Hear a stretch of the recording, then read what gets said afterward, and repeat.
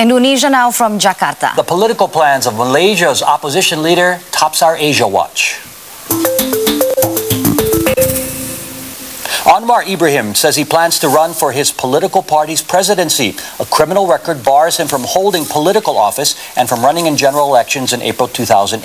If Anwar becomes president of the Kiatalan party, leaders say they will request that the ban on running be waived. Anwar was deputy prime minister until 1998. That's when he was convicted on sodomy and corruption charges. He was later cleared on the sodomy charge in 2004 and released from prison. Fire destroyed a major portion of the Philippine Commission of Elections building. This comes 2 months ahead of national elections. Officials say the fire might have destroyed significant documents, but that it wouldn't disrupt the election schedule. Records of past elections were also destroyed, but documents from May's elections are stored in another building. And the Thai government is advising residents and visitors in Chiang Mai to wear face masks to protect against a choking haze covering the city for 2 weeks now. The health ministry gave out 130,000 masks in the popular tourist destination. Dry weather has sparked forest fires that mixed with pollution, causing an eye-stinging, throat-burning haze. Authorities continue efforts at cloud seeding to induce rain and humidity over the parched area. One of Indonesia's 2 world boxing champions says he's grateful that he's been able to win for the people of Indonesia. Chris John recently defended his featherweight title in Jakarta. We talked about his career and goals, starting with how it all began. My career started at a very early age of 5 to 6 years old. My father was the one who introduced me to the sport. He was a former boxer himself. Then time went by, and after the age of 15, I had my first fight as an amateur boxer. I was an amateur boxer for 2 to 3 years, then I moved on to become a professional. But as I was fighting as an amateur boxer, I also jumped into wushu, and I also competed twice in the Southeast Asian Games. But when I became a professional boxer, I focused only on boxing. In 1999, I achieved my first national title. Then I climbed up and grabbed PABA, Asia Pacific Boxing Association, in 2001. I was lucky to have a good career after that. That led me to become the world champion in 2003, and I have been able to maintain my title 7 times in a row now. How good are you? For me, I just try to be responsible and focus at what I do. I try to perform well in the ring and use great technique and maintain good stamina, physical condition in the ring. Do you feel that you have to win to help give the people something positive to cheer about?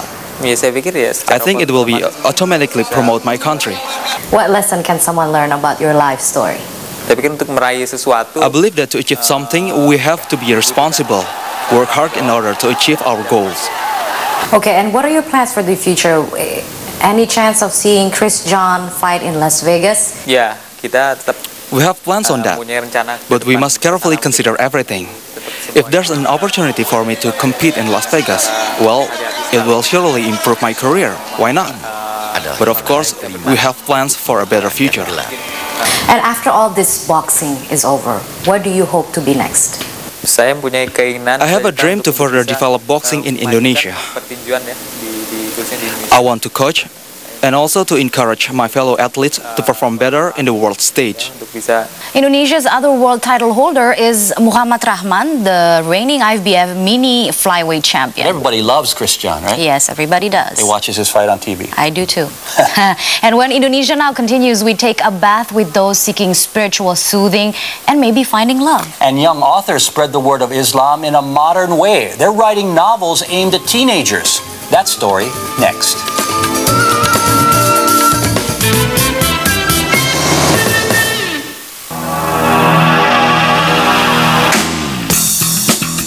Level 42 on Java Jazz 2007.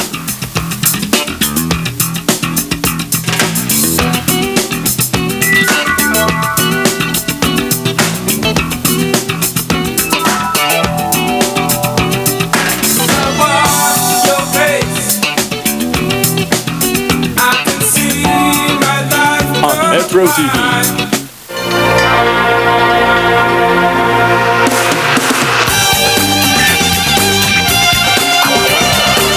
每天早上7点30分，欢迎收看《美都新闻》。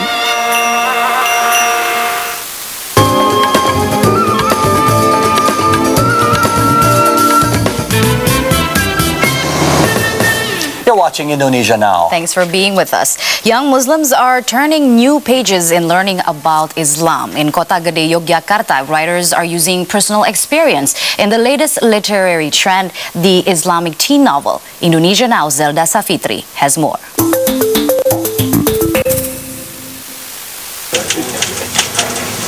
Writing a novel became one of Zaki's leisure time hobbies as a student at the Nurul Ummah Islamic boarding school. The Java native says most of his story ideas are based on his own experiences and observations as a young Muslim cleric trying to cope with a modern world. Zaki found that by adopting a style of writing along with other teen novels, he can attract more young followers. Ya sebenarnya yang ingin kita berikan ke publik itu ya bahwa ada realitas yang lain di dunia pesantren seperti ini. The teen-lit novel is the latest phenomenon in Indonesian literature. Its roots are in the popularity of Western teen-lit novels that are translated into Bahasa Indonesia. The trend became popular because the theme focuses on teenage life. They're easy to understand and use many idioms of teen language. Some of the books can be provocative. They talk about love, sex, and friendship more freely. But Zaki and other young Muslim writers say these stories still fall within the framework of Islamic values. Bahasanya itu lugas, terus dapat mudah dicerna gitu, nggak bertele-tele, nggak terlalu berbelit-belit. Terus ini di dalamnya itu mengorek banget tentang kepesantrenan. Misalnya ya pacaran itu jangan keterlaluan gitu ya. Zaki and other young clerics are being published by Matapena, a publication company based in Yogyakarta. Since opening in 2005, Matapena has been actively involved in promoting and distributing at least 20 Islamic teen-lit novels. Terbentuk komunitas di setiap pesantren di seluruh Indonesia, dan mereka adalah yang ini punya minat dan keseriusan dalam tulis-menulis untuk ini menceritakan pengalaman mereka sehari-hari dan mungkin menawarkan satu nilai Islam yang ini ya lebih arif. Matapena formed a young Muslim writers community to actively promoting their books. Writers toured to Islamic boarding schools to talk and hold workshops. As a business, their books target a large potential audience, the at least 3 million young clerics across the region. But the focus remains spiritual, a way to communicate traditional Islamic principles through a contemporary approach. Zelda Safitri, Metro TV.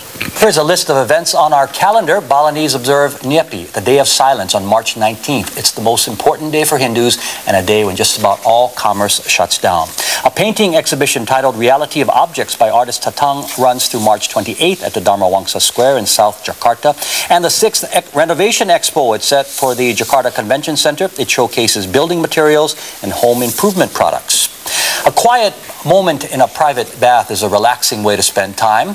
But if you visit a river in West Kalimantan at a certain time of year, you can find fun and perhaps love. Indonesia Now's Frida Lidwina explains.